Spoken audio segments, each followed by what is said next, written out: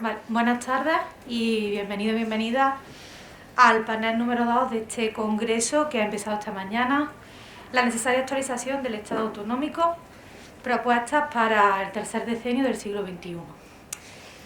En la mesa me acompañan los tres ponentes de este panel. Voy a ir presentando según el orden en el que van a exponer. En primer lugar, tengo a mi derecha el placer y el gusto de presentar a mi maestro, el profesor catedrático Miguel Agudo Zamora, catedrático de Derecho Constitucional,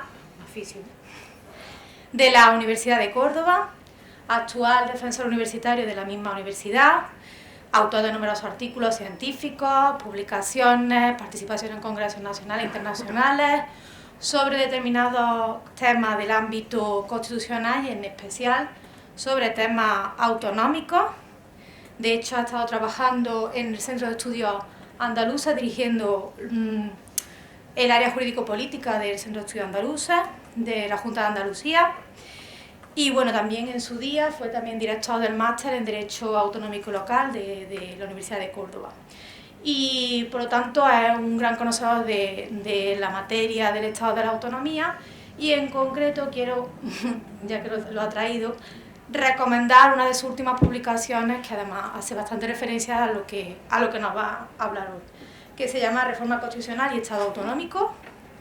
Y bueno, pues nada, Miguel nos va a presentar la ponencia Participación de las comunidades autónomas en la gobernanza del Estado. Cuando quieras, Miguel.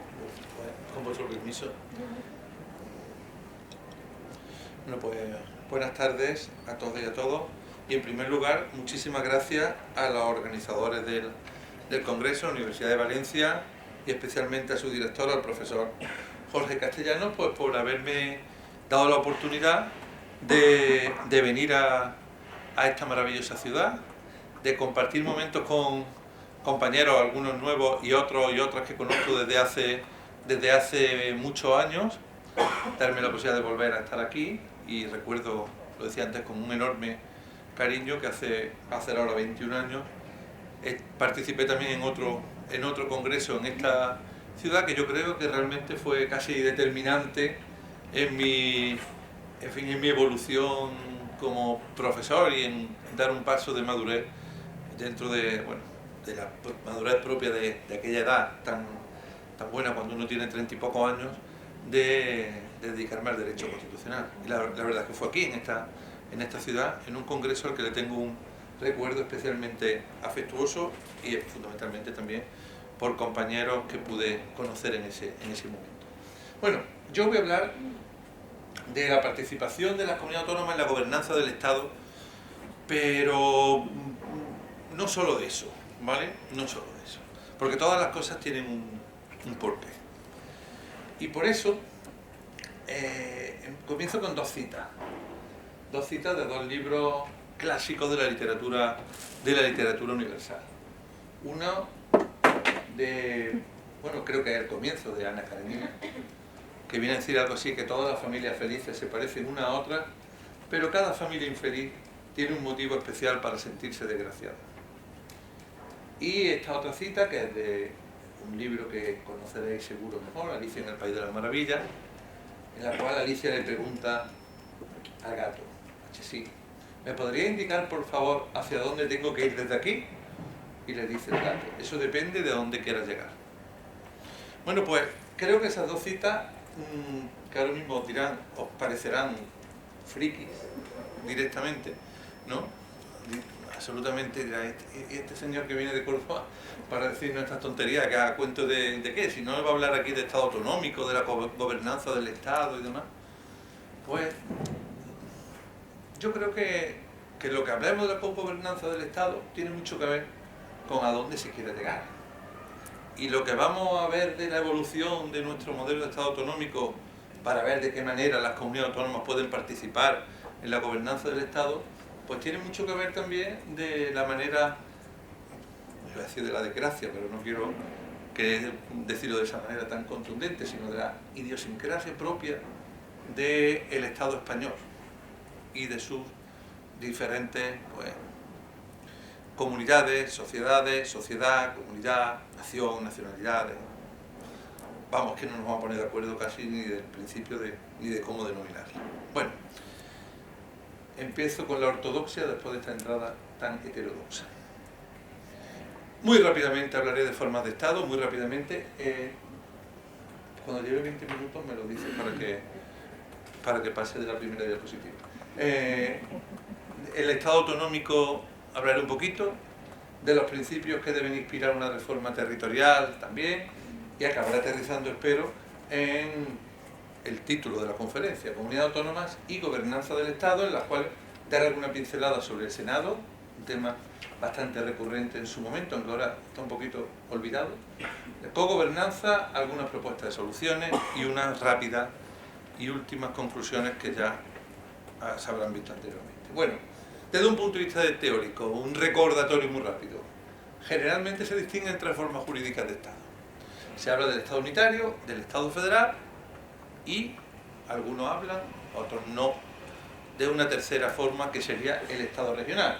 El Estado unitario, bueno, pues ya lo sabéis, un único centro decisorio constituyente y legislativo, en los cuales las características pues serían una organización política única, solo un aparato gubernamental, las decisiones de los gobernantes por lo tanto obligan a todos los nacionales de un modo igual, se cubre de esa manera todo el territorio estatal, por lo tanto no hay diferencia entre las distintas entidades de ámbito inferior, a veces puede haber una cierta descentralización, pero sobre todo pensando en los ayuntamientos, ¿vale?, a nivel local, y si hay alguna división territorial de órganos y reparto de funciones, pues es meramente de carácter administrativo. El centro de decisión político sigue siendo único. El Estado actual, unitario, que todo el mundo puede tener en mente cuando hablamos de esto, más o menos, Francia. Estado federal, segundo tipo, pues supone el reconocimiento de varios centros constituyentes y legislativos dentro del Estado. Contiene, por lo tanto, una pluralidad de ordenamientos constitucionales dentro de un ordenamiento constitucional superior, al que están subordinados, pero del que también participan esos entes territoriales bueno, que obviamente se les llama también Estado, a diferencia del gran Estado que se le llama Estado federal.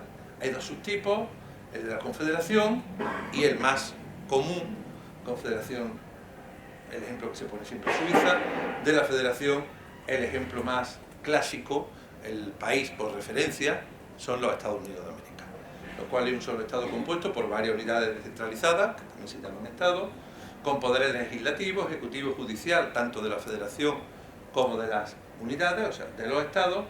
Los Estados no pueden abandonar, con reglas generales, la Federación, por lo tanto hay dos ordenamientos jurídicos, uno subordinado al otro y como gran norma, pues la Constitución del Estado federal, y las unidades, los Estados, integran la segunda Cámara en su órgano legislativo. Por lo tanto, ahí hay una Cámara de Senadores, después una Cámara, vamos a llamarlo de diputados, los nombres cambian dependiendo del Estado, que representan al conjunto entero de la nación que forma el gran Estado. Bueno, y hay una serie de competencias exclusivas, compartidas y concurrentes de la Federación y de las unidades. Si vosotros que ya creo que habéis estudiado el Estado autonómico, esto suena, ¿vale? Esto suena. O debe sonar, ¿vale? Tercer modelo, el llamado Estado regional, que ya os digo que hay autores que dicen que no existe, porque realmente son solamente dos tipos, el unitario y el federal, y que cuando se habla de Estado regional o cuando se habla de Estado autonómico, en nuestro caso, lo que estamos realmente es, pues, hablando en algún caso de Estado unitario, pero con mucha descentralización administrativa, Estado que podría ser un caso, o en otros estados que, sin llamarlos federales, se asemejan mucho a los federales, como algunos autores hablan del Estado autonómico. Pero bueno, dicho esto, que lo piensan algunos autores, digamos que también la gran mayoría, pues, reconocen este tertium genus, este tercer nivel, que sería el llamado Estado regional, en la que se reconocen unas entidades que disponen de cierto grado de autonomía, manteniéndose el principio de unidad estatal, que tienen capacidades, estas entidades, de autogobierno, tanto a nivel ejecutivo como en ocasiones legislativo. En el caso de España, todas las comunidades autónomas tienen esa capacidad legislativa, porque así lo han querido, porque la Constitución no establece esa posibilidad, pero no la obligación para todas aquellas que entraron por la vía del artículo 143, a diferencia, como sabéis, de la del 151, que sí tenían reconocida la competencia legislativa desde el momento que accedían por esa vía. Existe, por lo tanto, un poder político constituyente nacional que tiene competencias legislativas establecidas por la Constitución y existen comunidades territoriales, ya sean regiones o nacionalidades, con competencias legislativas pero que están concedidas por la Constitución y ya en cada estado de una forma diferente, ¿de acuerdo? En el caso de España, siempre que los estatutos de autonomía de esos territorios pues así lo digan. Las comunidades territoriales son entes dotados de autonomía legislativa y tienen una personalidad jurídica distinta de la del Estado central. Como decía, hay autores que consideran que solamente existen los dos clásicos, o sea, por un lado el unitario, por otro el federal, y que generalmente al autonómico pues lo reconocen como una subespecie del federal, ¿vale? Bien, dicho esto, que lo quería decir muy rápidamente, para situarnos, nos encontramos con el caso de España. España, lo que llamamos Estado autonómico, el llamado Estado de la Autonomía o Estado autonómico, es la respuesta o el intento de respuesta a un problema, ¿vale? ¿A qué problema? El problema del camino de Alicia que le pregunta al gato si es sí, ¿vale? Ahora me pararé un poco, pero quiero 3 ideas, que os quedéis con 3 ideas. Cuando el artículo 1 de la Constitución configura que España, nos dice, se constituye un Estado social y democrático de derecho, estaba dando 3 características muy fuertes de nuestro modelo de Estado. Bueno, pues hay una cuarta, que no está en el artículo 1, sino que está en el artículo 2, señalada, de origen y sobre todo de ejercicio a lo largo de las siguientes décadas, de las casi 4 décadas que tienen, de las más de 4 décadas, perdón, que tiene nuestra Constitución. Por lo tanto, hablamos de una débil legitimidad de origen del Estado autonómico, bueno, no había estado, pero la profesora Montero Caro antes lo ha dicho claramente, y de una fuerte legitimidad de ejercicio por todo lo que ha ocurrido a partir del año 1978. ¿Por qué? Porque uno de los grandes problemas, y ahí volvemos nuevamente a Alicia, uno de los grandes problemas constituyentes era cómo transformar un Estado unitario y centralista en un Estado descentralizado. Bueno, es que había necesidad de hacerlo, hay una necesidad ahí imperiosa, es una especie de axioma que viene, cae del cielo, un dogma. No lo era, objetivamente, o sea, abstractamente no lo es, pero es que es la realidad de nuestra sociedad, del conjunto de España, es que la descentralización va de suyo en un Estado que está compuesto, como dice el propio artículo 2 de la Constitución, por nacionalidades y regiones, pero habla de nacionalidades. No sé si alguna vez habéis parado a pensar qué quiere decir eso de nacionalidad. La nacionalidad es cuando digo, bueno, mi nacionalidad es española y la tuya es francesa, es la condición jurídica propia de una persona atendiendo al Estado en el que nació, fundamentalmente. ¿Qué dice la Constitución? Porque habla la Constitución de nacionalidad, ¿a qué se está refiriendo? Bueno, una manera de no decir naciones o decir subnaciones, o inventarse una palabra al cual se está reconociendo pues lo que son las naciones, en cierto modo, o sea, una unidad en la cual hay una serie de condiciones, de características culturales, lingüísticas, históricas, en muchos casos de autoidentidad por parte de los miembros de la sociedad, de pertenecer a una colectividad. Bueno, eso existe en España, eso no es un invento. Cuando ahora mismo, por ejemplo, cuando se habla mucho, que llevamos desde hace 15 años con el tema catalán permanentemente en lo alto de la mesa, es una invención, es una realidad. Hay muchas condicionantes históricos, han pasado muchas cosas que lo han exacerbado, ¿de acuerdo? Todo eso podemos discutirlo y hay mucho que hablar al respecto, pero la realidad de la que se parte ya existía. En Galicia se habla el gallego, es una realidad, ¿no? Aquí también, aquí no se habla también un idioma propio, son realidades. Ahora, esas realidades, ¿hasta qué punto tienen que tener una cabida dentro de la Constitución en el sentido de que se desarrolle un modelo de Estado u otro? Bueno, pues ese era el problema que estaba en lo alto de la mesa en el año 77, cuando hay que hacer la Constitución en el 78. Y al final la solución que se da es una solución abierta. La Constitución acaba siendo una norma de reorganización del Estado y queda a merced de lo que hagan las nacionalidades y regiones con el derecho de autonomía. ¿vale? Por lo tanto, se abre un proceso histórico que sigue estando abierto y que sigue estando en fase de evolución. Por lo tanto, la Constitución española no define la forma de Estado y la estructura del Estado español es el resultado de dos procesos. El proceso propio constituyente, en el que no se define la estructura, pero se posibilita esa definición, y después un proceso estatuyente que en una primera fase, bueno, en dos fases realmente, pero bueno, digamos una primera gran fase, abarca desde el año, esta es la primera, del 79 al 83, pero después sumaríamos también los pactos del año 92, por ir rápido, y por lo tanto hay una primera fase que empezando en el año 79, y no entro en todos los detalles de lo que ocurrió ni lo que ocurrió en Andalucía y demás, pero culmina a principios de los años 90 con un modelo de Estado autonómico en el cual, con algunas características singulares de diferenciación, sobre todo en el País Vasco y en Cataluña, sobre todo el tema de policía y demás, pero acaba siendo un Estado autonómico en el cual prácticamente todos los territorios tienen la misma capacidad de autogobierno, prácticamente. Y en el cual, y esto hasta ahora no había salido, no había quedado dicho, pero ya lo dijo antes la profesora Montero Caro, no se habían establecido mecanismos eficaces, mecanismos propios de cogobernanza entre el Estado y las comunidades autónomas.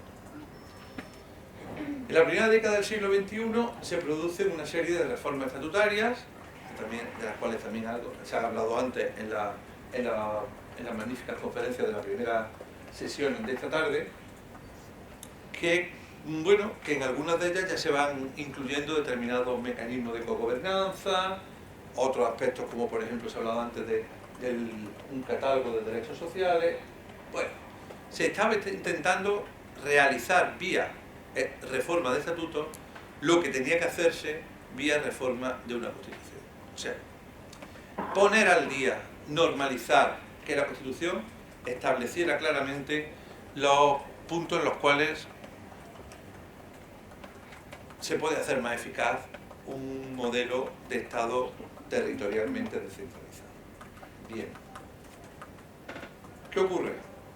Que el estatuto más característico de ese proceso de reforma, el catalán, pues se le presenta un recurso de constitucionalidad que concluye con una sentencia, la 31/2010, que desde el punto de vista del número de artículos que declaran inconstitucionales, pues son muy pocos y además muchos de ellos focalizados en un tema muy concreto, el del Poder Judicial, y algunos por ahí más sueltos, pero toda la declaración interpretativa de esa sentencia viene realmente a entender que ese modelo que se pretendía establecer de una cierta bilateralidad entre comunidad autónoma y Estado, pues quedaba con esa declaración, con esa manera de interpretar el estatuto, pues realmente no era válido.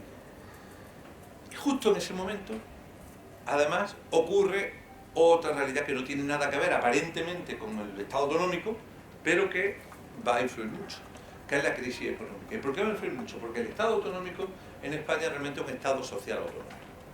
O sea, quitando seguridad social, el resto de grandes pilares del Estado social dependen de las comunidades autónomas. Educación, salud, políticas relacionadas con vivienda, dependencia, etc. La crisis realmente ataca fuertemente las bases de ese Estado social.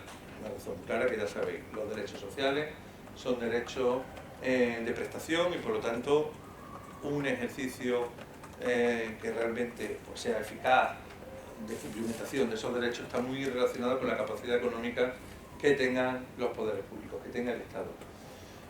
Y por lo tanto se pone encima de la mesa el debate acerca del equilibrio, modernización de nuestro modelo autonómico.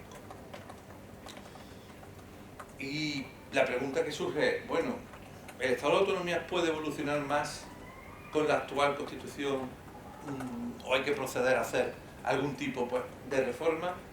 Antes, muy inteligentemente, en el descanso, el profesor Lorenzo Cotino hizo un comentario que me parece de un pragmatismo inteligente, que es que realmente a veces no es que incluso rebate mi idea fundamental, pero me parece también muy lúcido, que es que a veces no es tan fácil hacer una reforma de una Constitución, con lo difícil que es ponernos de acuerdo, cuando hay otra serie de mecanismos de naturaleza inferior, legislativa, si me permitís incluso de baja intensidad, regulando poco, ¿no?, que posibilite que los acuerdos políticos pues sean realmente más eficaces, no entrar en el, vamos a llamarlo, en el corsé jurídico de una Constitución, de leyes orgánicas, si son precisas orgánicos, o de leyes en todo caso.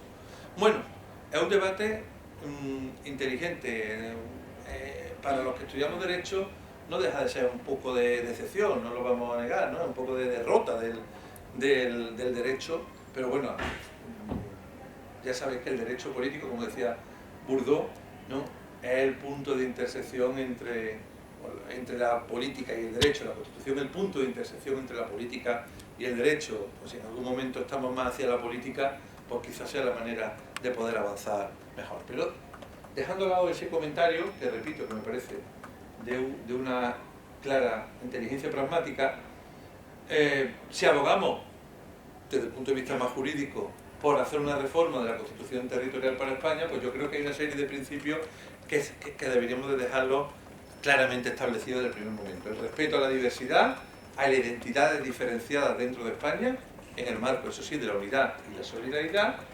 Entonces, quizás fuera deseable que la Constitución pues recogiera de una forma clara el mapa autonómico y lo fijara de acuerdo a cómo se define cada territorio en su estatuto, lo que podríamos llamar un pacto federal. El mantenimiento de la igualdad sustancial del estatus jurídico en derechos y deberes para toda la ciudadanía en el conjunto del territorio. Un tema que importa mucho y que además precisamente desde hace unos años esta comunidad, la valenciana, es bastante referente en ese tema porque ponen muchas ideas encima de la mesa, ponen propuestas. Un sistema de financiación solidario y suficiente, acordado multilateralmente entre el gobierno y las comunidades autónomas y por supuesto teniendo también en cuenta las necesidades financieras del ayuntamiento. Una reforma más global de la administración pública, tanto de la estatal como de la autonómica como de la local, para buscar en época de desarrollo de nuevas tecnologías simplificación, racionalización administrativa, delimitar de forma clara el reparto de las competencias estatales y autonómicas y a lo que quiero llegar cuando hablamos de cogobernanza, dos aspectos. La configuración constitucional de un Senado territorial de integración que sea operativo, que sea funcional y que integre instrumentos de coordinación, de colaboración, de cooperación y ahondar también en la cooperación multinivel de manera que se creen mecanismos de cooperación institucional en la cual estén tanto el gobierno estatal como los autonómicos de cara a la formación de la voluntad estatal. Por lo tanto, simplemente y muy rápidamente hablando del Senado, bueno, si lo habéis estudiado ya, que creo que sí, pues el Senado tiene una configuración constitucional que fue criticada desde el primer momento. ¿Por qué? Porque quienes están allí representados son las provincias no tienen un poder político. Bueno, es verdad que se hace en el 78, el mapa autonómico era algo que no se podía saber cómo iba a quedar, aunque se podía intuir en algún, sobre todo en determinados territorios, era evidente, y en los otros ya se vería, y por lo tanto, desde el primer momento ha sido criticado la posición del Senado. Además, ha habido muchos intentos de reforma, bueno, más que intentos de reforma, muchas críticas en el sentido de cómo se debía reformar el Senado. Yo creo que hay un consenso bastante mayoritario en relación a que el Senado ha de reformarse. Aquí hay una encuesta del CIS del año 2011, esta se hizo a la clase política que pensaba en relación al Senado, está por partidos, pero si os vais a la última de las columnas, pues un 7% de los que fueron encuestados, repito, clase política, pensaba que había que suprimirlo, el 3,5, solo el 3,5, dejarlo como está, un 8,4, dejarlo como está, pero dándole algo de veto en materias relacionadas con el Estado de las Autonomías, y la gran mayoría, o sea un 80%, convertirlo en Cámara de Representación Territorial. Si nos vamos a lo que opinaban los ciudadanos, más o menos en la misma época, en la última encuesta que yo he tenido acceso, que no puede que haya otras, pero yo no la he encontrado, pues un 10% convertirlo en una auténtica Cámara de Representación Territorial. Está una encuesta a ciudadanos, no a la clase política, sino personas de la calle, dejarlo tal como está, pero dotarle de veto en materias relacionadas con el Estado, pues cerca del 10%, dejarlo tal y como está, casi el 30%, y la mitad, el 50%, hablan de suprimir. Claro, esto es una percepción que pueden tener los ciudadanos porque muchos pensarán, ¿el Senado para qué sirve? El Senado es una cámara que no tiene ningún sentido, claro, no tiene sentido por el tipo de funciones que ha tenido. Si se le dota otras funciones, quizás se le vea el sentido. Y por eso, si se reformara el Senado de cara a contribuir a la participación de la comunidad autónoma en la gobernanza del Estado, pues está claro que tendría que perseguir esta reforma un objetivo doble: subsanar la escasa participación de las comunidades autónomas en las decisiones por parte de entes estatales que ya afectan, así como en la designación de instituciones estatales, y subsanar también la escasa coordinación entre el Estado y las comunidades autónomas y de estas entre sí. Ideas. Voy rápidamente. Intervenir en la legislación del Estado. Ahora mismo interviene, claro, la segunda cámara cuando hablamos del proceso legislativo, pero realmente su intervención atendiendo, porque eso tiene mucho que ver con lo último que diré, la composición del Senado, atendiendo a la actual composición del Senado, en la cual viene a repetirse la misma mayoría que hay en el Congreso, pero con una mayor representación mayoritaria del partido que haya ganado las elecciones, pues su papel desde el punto de vista legislativo a día de hoy prácticamente es intrascendente. Dándole un papel mayor y más importante para intervenir en la legislación del Estado que tenga una especial incidencia por la materia de la que se trate en las comunidades autónomas, fundamentalmente porque sea una materia que sea competencia de desarrollo, competencia ejecutiva por parte de las comunidades autónomas, ¿vale? Garantizando, por lo tanto, que el voto de las comunidades autónomas, ahora hablaré de la composición, sea necesario para esas leyes. Facilitar en el Senado la conexión entre comunidades autónomas y las políticas de la Unión Europea, garantizando la participación de estas, tanto en la fase ascendente como en la descendente, tanto en la fase de creación del derecho de la Unión Europea, que se escuche su voz, aunque el interlocutor único evidentemente sea el Estado, como en la descendente cuando estamos hablando de, por ejemplo, de transponer directivas a la legislación interna. Crear mecanismos de participación autonómica en el ejercicio de competencias estatales, como puede ser la comisión bilateral o un informe previo que permita que las comunidades autónomas expresen sus posiciones sobre determinadas cuestiones, en algunos casos que no sean vinculantes. Incluir y reforzar en la Constitución mecanismos eficaces de participación de las comunidades autónomas en la designación de integrantes de órganos constitucionales. Claro, si son, como les diré, las comunidades autónomas a través de sus gobiernos los que están representados en el Senado, pues ya están participando a la hora de elegir, por ejemplo, a los magistrados del Tribunal Constitucional o a los vocales del Consejo General del Poder Judicial o de otros órganos constitucionales. Crear fórmulas para garantizar la participación de las comunidades en la reforma de la Constitución, volveríamos a lo mismo, ya estaría, y establecer, por lo tanto, mecanismos de participación de, vamos a llamarlo, el nuevo Senado en relación a la financiación autonómica. Como decía, todo esto se facilitaría si la composición del Senado pues realmente fuera una auténtica Cámara de Representación Territorial en la cual los senadores fueran miembros designados por los gobiernos de las comunidades autónomas. ¿Vale? Me quedo ahí. Lo demás, bueno, sería conveniente que el número de senadores pues no fuera alto, pero bueno, eso ya es una cuestión personal más mía, que no pasara, estuviera en torno a los 100, desde luego no pasara mucho más, y que hubiera, por una parte, una asignación mínima de un número de fijo de senadores por comunidad autónoma, que también ahí incluiría a las 2 ciudades autónomas, y después un número creciente de senadores ya de cada comunidad autónoma en función de la población. Bien, este sería un mecanismo de facilitar la cogobernanza del Estado, la participación de las comunidades autónomas en la cogobernanza del Estado. Y hay otros aspectos también de cogobernanza. Partiendo de unas premisas, que ya algunas ya le he dicho antes, que es la importancia de las relaciones intergubernamentales en cualquier Estado descentralizado, y poniendo también sobre la mesa algo que también salió en la charla anterior, que es la inexistencia en España, o la difícil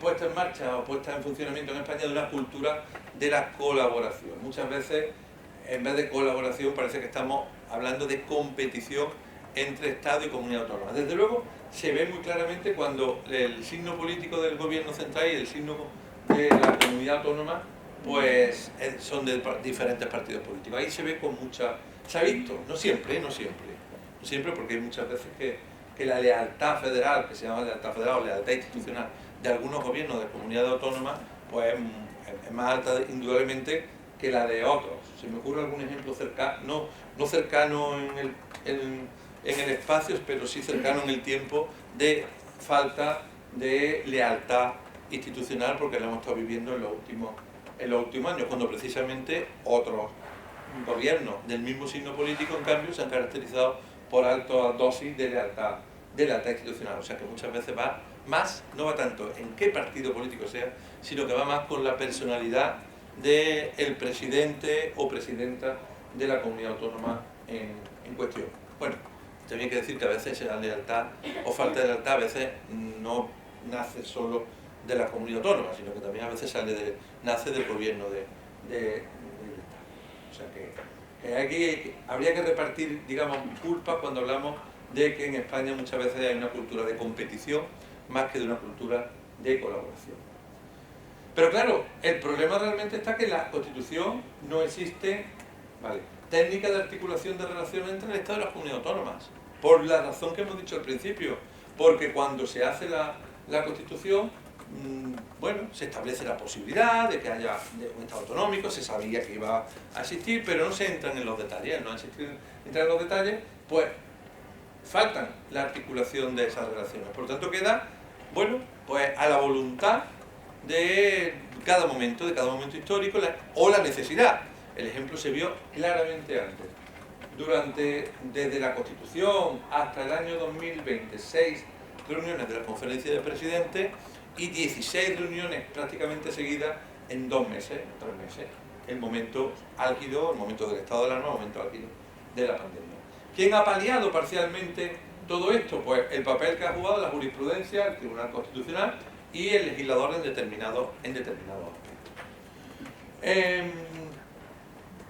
Aunque ya se dijo anteriormente, también pincelada. En relación al mecanismo o procedimiento de colaboración, ¿cuál es el estado de la cuestión? Problemático. Existen escasos convenios de colaboración entre las comunidades autónomas entre sí. Es verdad que en los últimos años esto se está mejorando porque está empezando a haber una mayor cooperación horizontal y se están aprobando más convenios de colaboración entre comunidades autónomas. Y hay un poco de desarrollo de los procedimientos participados. Y en respecto a las relaciones intergubernamentales, también el estado de la cuestión es problemático. El Senado, ya lo acabo de decir, todo lo que viene a raíz de la deficiencia constitucional de su estructura y de sus funciones.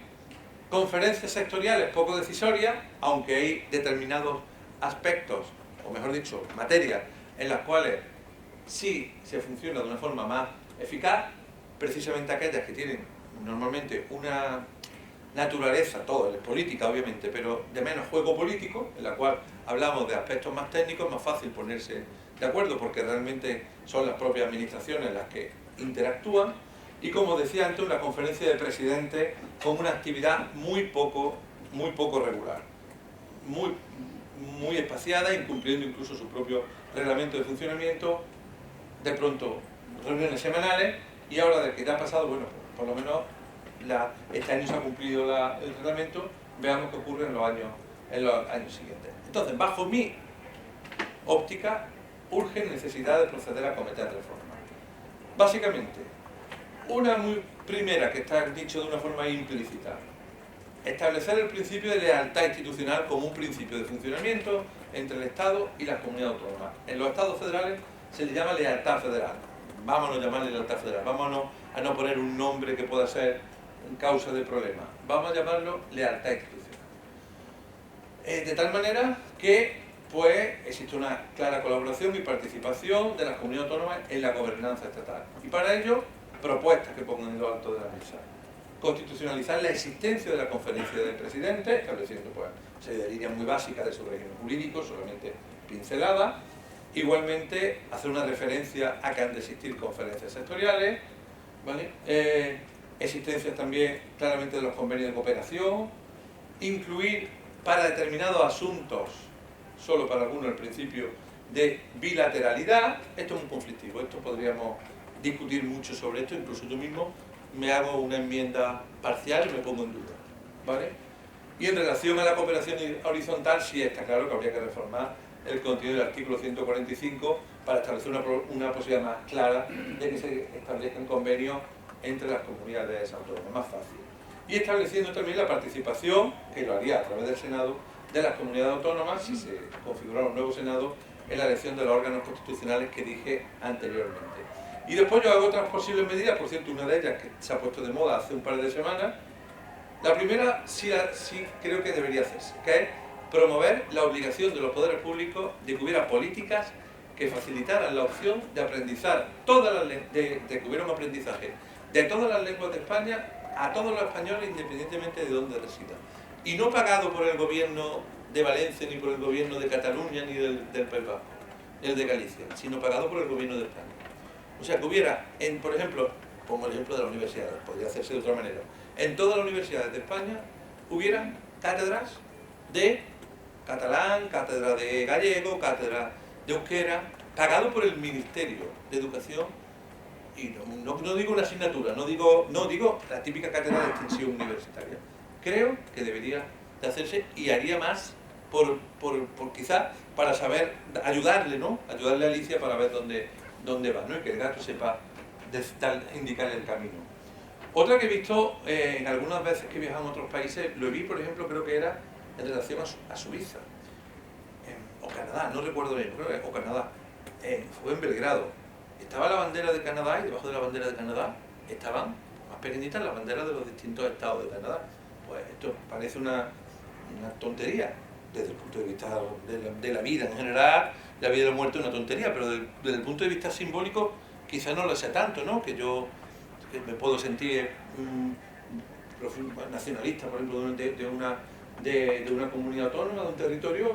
Cuando esté en Roma vea y pase por la Embajada de España, pues vea también la bandera de mi territorio. Y la última, que ahora está absolutamente, se ha convertido en un tema de polémica ante mi sorpresa, que digo que es sorpresa que es un tema de polémica, establecer en otras ciudades la sede de algunas de los órganos e instituciones estatales, ¿vale? Porque también eso ayuda a crear más estados, pero bueno, como un tema que está ahora mismo puesto sobre la mesa, pues no me detengo más. Conclusiones, muy rápidamente, que es que el Estado de Autonomía, en mi opinión, fue muy importante, hizo que España mejorara como nunca, pero que la realidad político-jurídica de nuestro Estado y dinámicas reivindicativas que todos conocéis, pues creo que hace necesario configurar una mejora del modelo territorial de España. Por lo tanto, considero que sería interesante, desde luego, reformas legislativas y, bajo mi óptica, en mi opinión, también reformas de índole constitucional para, bueno, darle un gran lavado de cara al título octavo de nuestra Constitución. Un lavado de cara que puede hacerlo totalmente nuevo. Y ahora, lo último, la Constitución fue el resultado de un compromiso, como sabéis, de un pacto entre las distintas fuerzas sociales, políticamente operativas, y que fue refrendado por la amplia mayoría de la sociedad española. Por lo tanto, es un fruto de un consenso político y social. La reforma de la Constitución no puede estar a merced solo de la mayoría parlamentaria necesaria, la sabéis, sino que creo que ha de reproducirse, esto no es jurídicamente, únicamente con la mayoría parlamentaria necesaria, bastaría, pero sí creo que sería muy conveniente llegar a ese punto de consenso claramente global que hubo en el momento de la aprobación de nuestra Constitución. Por lo tanto, en mi opinión, existe una necesidad objetiva de reformar el modelo de Estado autonómico y ahora la conveniencia de que se haga esa reforma o no va a estar en función del grado de consenso que se consiga. Y en este punto yo creo que hay que apelar, pues, por supuesto, a la responsabilidad de la sociedad española, pero sin duda al sentido político y a la responsabilidad institucional, pues, de las fuerzas políticas que nos representan en nuestro Parlamento. Y perdonad la rapidez, pero muchísimas gracias por vuestra atención.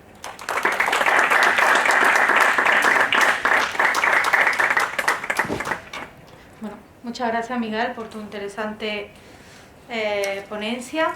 Y sin más voy a dar paso al siguiente ponente, a mi derecha, en el otro extremo de la mesa. Encontramos, bueno, si alguien tiene alguna pregunta sobre alguna curiosidad sobre la charla del profesor Agudo, lo dejamos para el final, cuando terminen las 3 charlas, para que no haya problemas de tiempo. Bueno, como decía, voy a presentar al siguiente ponente, a don Vicente Garrido Mayor, catedrático de Derecho Constitucional de esta casa, de la Universidad de Valencia. Dentro de su amplia trayectoria en el ámbito que aquí nos ocupa hoy, del ámbito autonómico, del Estado autonómico, conviene destacar su cargo como presidente del Consejo Jurídico Consultivo de la Comunidad Valenciana. Creo que, si no me equivoco, 13 años, ¿puede ser? Sí, 13 años, no son pocos, es decir, tenéis enfrente a una persona que conoce en primera mano todo lo que son los entresijos del Estado de la Autonomía y en concreto en el ámbito de la Comunidad Valenciana. Y asimismo autor de numerosas publicaciones, participación en congresos, tanto nacionales e internacionales, sobre la materia. Y sin más, les voy a dar paso con su ponencia titulado Los torpes ataques al Estado autonómico. Cuando quiera, Vicente, tiene la palabra. Muchas gracias, Lola. Muchas gracias y es un placer, y quiero comenzar agradeciendo al director del curso, a Jorge Castellano, que me haya invitado a participar y tener la oportunidad de compartir mesa con Miguel Agudo, con el que me une una entrañable amistad, aunque hacía tiempo que nos veíamos, y con Francisca, nuestra vecina de la Universidad Politécnica, a la que suelo ver con más frecuencia. Bien, el título de mi ponencia, Los torpes ataques al Estado autonómico, revelan de alguna manera pues mi condición de persona profundamente autonomista. Soy muy autonomista, no nacionalista, no confundamos lo que es ser autonomista con lo que es ser nacionalista. Me ha gustado mucho la ponencia del profesor Agudo, coincido pues prácticamente en todo, porque no puedo decir que discrepe en nada de lo que ha planteado, pero simplemente poner de manifiesto que el hecho de estas reformas que él propone pues ponen de manifiesto la fortaleza del Estado autonómico a pesar de sus debilidades. Yo también soy de los reformistas, de los que considero necesario una reforma de la Constitución. No es urgente, porque tampoco es urgente, y a lo mejor no es el momento más oportuno ahora, porque para las reformas constitucionales pues es necesario, como él ha dicho, alcanzar un alto grado de consenso, al menos un consenso similar al que alumbró el pacto constitucional, porque esto es lo que garantiza que la Constitución pues dure muchos años, que es la aspiración de toda norma fundamental. Pero sí, efectivamente, el título octavo pues tiene una serie de artículos que ya se han consumido o consumado, ya no se van a aplicar nunca más, entonces hay que borrarlos de la Constitución, y por el contrario pues hay una serie de cuestiones como el hecho de reseñar las comunidades autónomas en la Constitución, cosa que no ocurre porque, y yo sí quiero advertiros que la Constitución, cuando se promulga, pues no establece un Estado autonómico. La Constitución simplemente proclama la unidad de España y dice que reconoce y garantiza la autonomía de las nacionalidades y regiones que la integran, sin distinguir entre lo que son nacionalidades o lo que son regiones. Luego cada territorio ha escogido la terminología que más ha tenido por conveniente. Nuestro Estatuto de Autonomía, por ejemplo, de la Comunidad Valenciana, en su reforma del 2006, estableció que la Comunidad Valenciana es una nacionalidad histórica. Pero sí que es verdad que, aunque la Constitución no establece que España sea un Estado autonómico, pues cuando entra en vigor estamos en un Estado unitario descentralizado. Pero sí que es verdad que establece las bases para que España se constituyera en un Estado autonómico. ¿Y por qué establece la Constitución las bases para que España se constituyera en un Estado autonómico? Pues por la propia historia de España.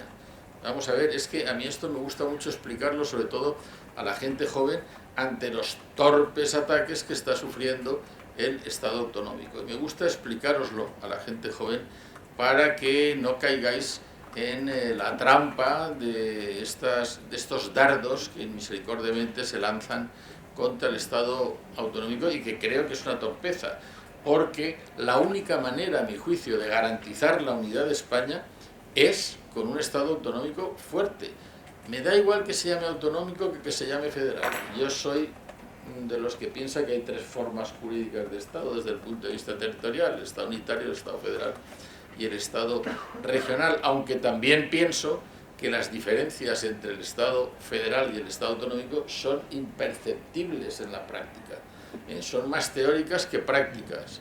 Es que si mañana hiciéramos una reforma constitucional de España, dijéramos España es un Estado federal, no lo notaríamos. Es que resulta que tenemos una descentralización política. Bueno, hay quien se ha ocupado de estudiar los grados de autonomía en el mundo y parece que es la tercera, el Estado tercero de todo el mundo más descentralizado políticamente, solo superado por Australia y Canadá. Bueno, pues es que no notaríamos que somos un Estado federal. Lo único que la Comunidad Valenciana sería, en vez de una comunidad autónoma, un Estado. Bueno, pues ya ves tú, qué emoción, ¿no? Pero no tendríamos, desde luego, ni derecho a autodeterminación, ni ni seríamos un pueblo soberano, ni todas estas cosas que a algunos les gusta tanto. Bien, la realidad es que somos un Estado autonómico. De esta manera se garantiza la unidad de España. ¿Y por qué se garantiza la unidad de España? Pues por la sencilla razón, por la propia historia de España. Hay que saber España de dónde viene, cómo se conformó.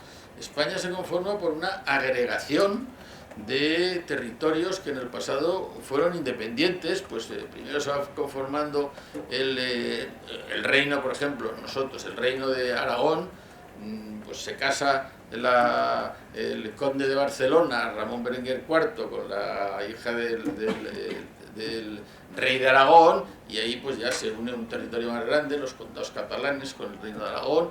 Luego, por derecho de conquista, se agrega el reino de Mallorca, el reino de Valencia, y conformamos la corona de Aragón. Muy bien. Por otro lado está la corona de Castilla, que va uniendo territorios también, y luego pues ya sabéis que se casa la reina de Castilla con el futuro rey de Aragón, y ahí se forma pues, un proceso de unidad, que luego van uniendo también pues lo que faltaba, el reino nazarí de Granada, y luego Navarra, que es el último territorio que se incorpora en 1516.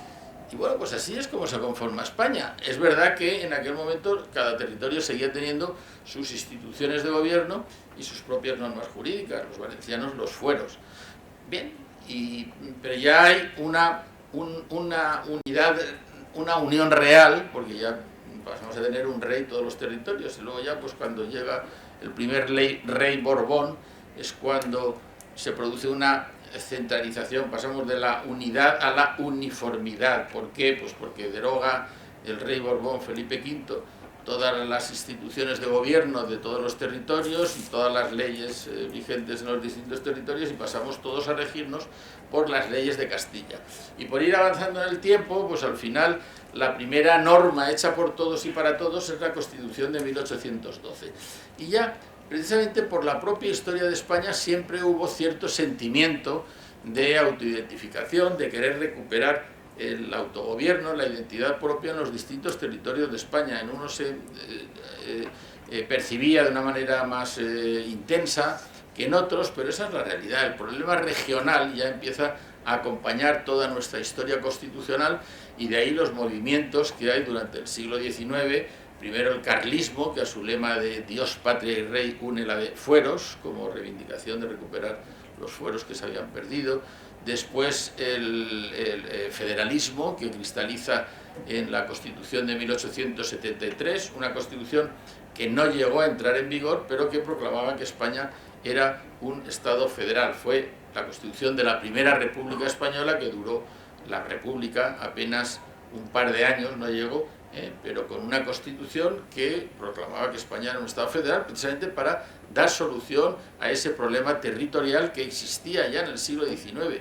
Y finalmente con el regionalismo político, que pues, es perceptible también en distintos territorios y que busca pues, una recuperación de la lengua propia, por ejemplo aquí en la Comunidad Valenciana, de la cultura propia, de la literatura, etcétera, etcétera. Y ya pues durante el siglo XX, y voy corriendo mucho, también este problema es perceptible cuando se proclama la Segunda República. Uno de los puntos del Pacto de San Sebastián que llevó a las fuerzas republicanas a constituir la Segunda República era precisamente el de dar respuesta a la cuestión regional, y esa Constitución de 9 de diciembre de 1931, en esa Constitución se proclama que España es un Estado integral. Al decir de Jiménez de Asúa, que fue el presidente de la Comisión Constitucional de las Cortes Constituyentes, eso del Estado integral, pues era un Estado a medio camino entre el Estado autónomo, entre el Estado unitario y el Estado federal. Desde luego aquel Estado integral de la Segunda República, de la Constitución de la Segunda República Española, no tiene nada que ver con el actual Estado autonómico, porque el actual Estado autonómico ha producido unas comunidades autónomas con muchísimo más poder político que las que se constituyeron al amparo de la Constitución de la Segunda República, que fueron solo dos, Cataluña y País Vasco, y hubo una tercera comunidad, Galicia, que plebiscitó afirmativamente un estatuto de autonomía, razón por la cual en la Constitución del 78 a estas tres comunidades autónomas pues se les puso una alfombra roja para que accedieran de una forma rápida y a un estadio autonómico o competencial del máximo nivel. Bueno, pues eso, por eso esas tres comunidades autónomas quisieron llamarse comunidades históricas, digamos, con un carácter exclusivo y excluyente, cosa pues que no fue del agrado de las demás comunidades autónomas, porque fijaros, por ejemplo, Aragón sí tenía historia, o Valencia, o Andalucía, o tantas otras, no tenían derecho a denominarse comunidades históricas como las que más. Bueno, pues esto es la realidad, que en la Constitución de la Segunda República por lo menos ya se toma conciencia de ese problema regional, y lo mismo ocurre cuando llega la transición, la época de Franco. Es un Estado no solo autoritario, sino también unitario y centralizado, con una leve descentralización al final, pero la realidad es que políticamente había una centralización férrea, y cuando llega la transición a la democracia, pues uno de los puntos más importantes, había una reivindicación que era amnistía, libertad, estatuto de autonomía. Bueno, pues ese era el grito de las fuerzas de oposición al franquismo, y ya se hablaba de la necesidad de contar con un Estado autonómico. Y esto es lo que se hace, pues como consecuencia de todo esto, pues la Constitución del 78 contiene las bases para que España pasara a ser un Estado autonómico.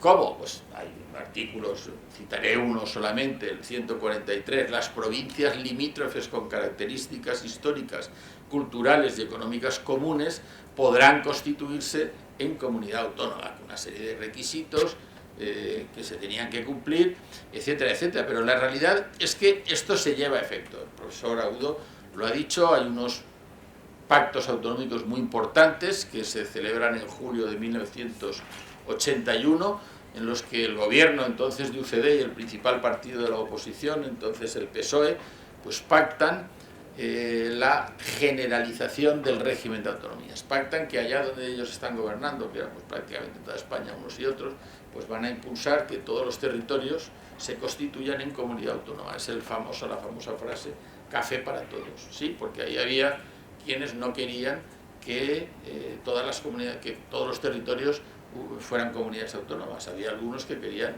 entre otros, el que fue presidente de la Generalitat de Cataluña en el exilio y que volvió como presidente de la Generalitat, Josep Tarradellas. Los más jóvenes pues no os acordáis, no habíais nacido ni habréis oído nombrar a Tarradellas, pero los que peinamos alguna cana sí que nos acordamos. Tarradellas le decía a Adolfo Suárez, el presidente del gobierno, que ni hablar de constituir todo el territorio en comunidades autónomas, que eso iba a desintegrar España, que ni hablar, que solamente Cataluña y País Vasco. Bueno, pues había algunos que querían solamente eso, que no hubiera comunidades autónomas, pero la realidad del impulso político ya en las distintas comunidades autónomas había ansia, había ganas de comunidad, de acceder a la autonomía, y así se hace. En 1981 pues se produce esos pactos que generalizan el régimen de autonomía, Es verdad que al principio había dos tipos distintos de comunidades autónomas, unas digamos más autónomas y otras menos. Por una estaban las tres a las que se les puso la alfombra roja, ya he dicho antes, Cataluña, País Vasco y Galicia. A ellos se unió Andalucía, que fue la única comunidad que accedió a pelo por la vía del artículo 151, que era una vía complicada, pero permitía acceder al máximo de autonomía posible, con muchos problemas en aquel proceso, porque hubo una provincia, Almería, que se descolgó, pero bueno, esto ya son vicisitudes en las que no voy a entrar. Y luego, pues Canarias y la Comunidad Valenciana, que a la vez que se promulgó su estatuto, aunque accedieron por una vía más lenta para acceder al máximo de autonomía, pues el Estado les transfirió competencias a través de leyes orgánicas al amparo del artículo 152 de la Constitución, que permitieron tener el máximo nivel competencial desde el principio. Y luego estaban las demás comunidades autónomas que tenían menos competencias, menos autonomía. Pero en 1992, también lo ha citado el profesor Agudo, se celebran los segundos pactos autonómicos. Entonces el gobierno era del PSOE y el principal partido de la oposición era el PP. Y pactan también, ¿qué es lo que pactan? Pues que van a homogeneizar las competencias de las distintas comunidades autónomas. Y todas las comunidades autónomas pues pasan a tener un número de competencias más o menos similar. No es mimético, no es idéntico, porque aún hoy en día pues, están los llamados hechos diferenciales que diferencian unas comunidades autónomas de otras. Por ejemplo, el hecho de tener una lengua propia pues comporta el tener competencia en materia de cooficialidad lingüística, Valencia, Cataluña, Baleares, País Vasco, etcétera, etcétera, cosa que no tienen otras comunidades autónomas. La insularidad, el derecho civil propio, etcétera, etcétera. Hay algunas materias que las tienen unas comunidades autónomas y otras no. Y luego también hay algunas materias que las tienen algunas comunidades autónomas porque han querido y otras no. Por ejemplo, instituciones penitenciarias es una competencia que tiene la Generalitat de Cataluña y que los demás no hemos querido tener. Ahora se ha transferido, a mi juicio ha sido un error, al País Vasco. Se ha transferido el día 1 de octubre esa competencia al País Vasco, la materia de instituciones penitenciarias. Bien, hoy en día se puede decir que más o menos las comunidades autónomas, más o menos, somos prácticamente iguales. Y esto es lo que provoca la ejecución de esos pactos autonómicos del 92, a mi juicio, es lo que provoca la situación actual. Que la situación actual, el principal problema, creo que en estos momentos hay dos grandes problemas para el Estado autonómico. Uno es Cataluña y el otro es el sistema de financiación de las comunidades autónomas. ¿Por qué Cataluña es un problema? Bueno, sabéis todos y tal, pero ¿de dónde viene este problema de Cataluña? Pues yo creo que viene de la homogeneización competencial. Cataluña empieza a sentirse a disgusto en una España de comunidades autónomas iguales, porque quiere ser más que, no quiere tener más que, quiere ser más que. Y cuando resulta que todas las comunidades autónomas se igualan desde el punto de vista competencial, pues Cataluña no se siente a gusto. En esa España quiere un gesto, quiere algo, quiere llamarse nación, quiere la autodeterminación, quiere tener un sistema propio de financiación, no quiere ir al Senado, que es el gran problema del Senado. El gran problema del Senado es que Cataluña no quiere ir a discutir los grandes temas autonómicos. Cataluña quiere ir al Palacio de la Moncloa, quiere una relación bilateral con el Estado. No quiere ir al Consejo de Política Fiscal y Financiera a discutir el sistema de financiación de las comunidades autónomas. El actual sistema de financiación, que está caducado, porque fue un sistema de financiación que se hizo para los años 2009 a 2014, pero ya está caducado, han pasado 7 años y hay que resolverlo, porque hay algunas comunidades autónomas que estamos, entre ellas la valenciana, la andaluza y la murciana, son posiblemente las 3 comunidades más asfixiadas desde el punto de vista económico y financiero, y es un tema que hay que solucionar ya, pero claro, hay que solucionarlo entre todos. Y el foro idóneo para solucionarlo es el Consejo de Política Fiscal y Financiera. Y ahí Cataluña no quiere ir. Luego, el País Vasco y Navarra tienen su propio sistema de financiación que es distinto al de los demás porque tiene cierto amparo constitucional. Hoy en día, la verdad es que no parece nada lógico, pero PP y diles que les vas a quitar ese sistema de financiación y creas otro problema dentro de lo que se conoce la paz social autonómica. No puede ser. Bueno, pues tenemos esos problemas.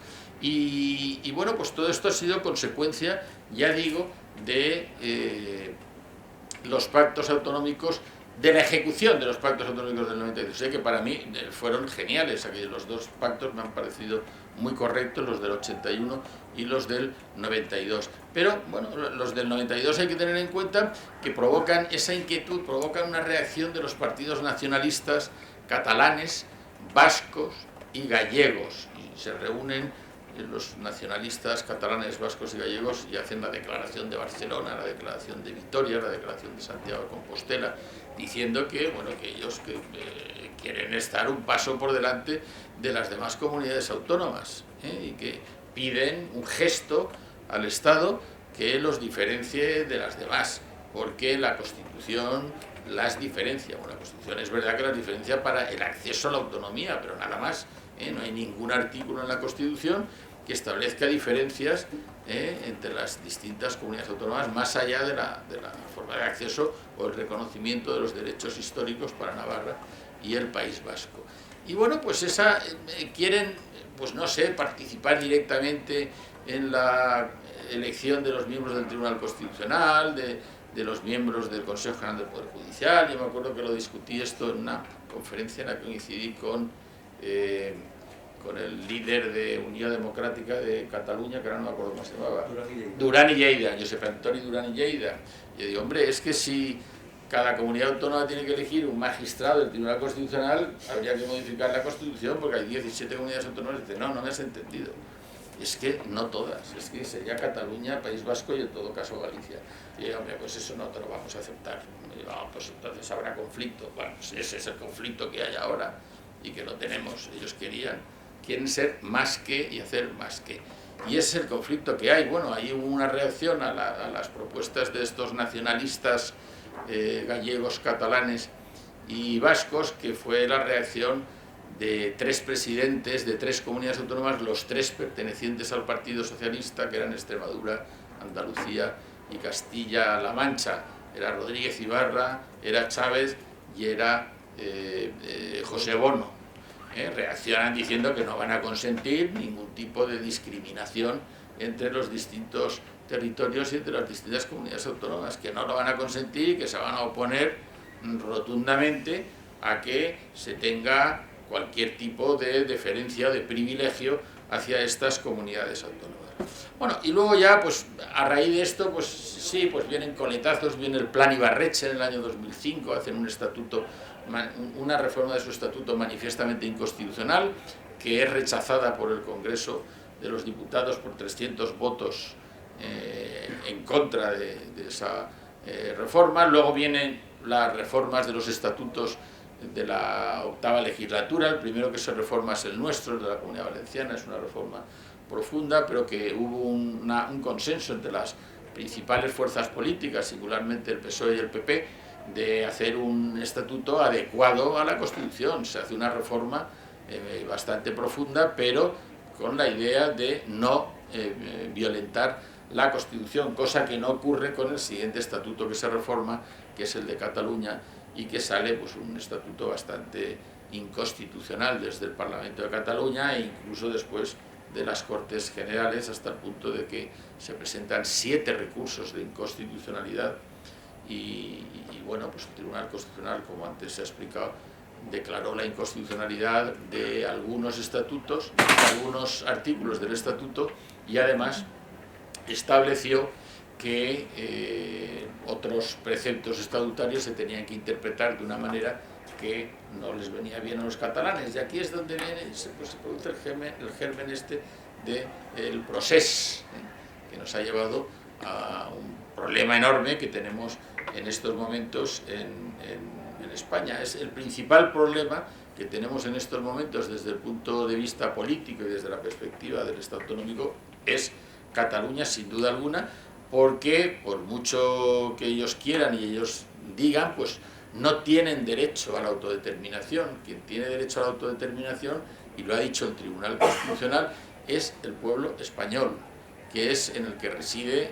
el poder constituyente, y el pueblo español ya se autodeterminó y se puede autodeterminar cuantas veces sean y se quiera. El pueblo español puede decidir que Cataluña se separe del resto de España, pero tiene que ser el pueblo español. Si el pueblo español no lo dice, pues Cataluña no se puede separar. Jurídicamente es esto, y esto es el Estado de Derecho, pero claro, desde Cataluña ya se trata de deslegitimar incluso al Tribunal Constitucional.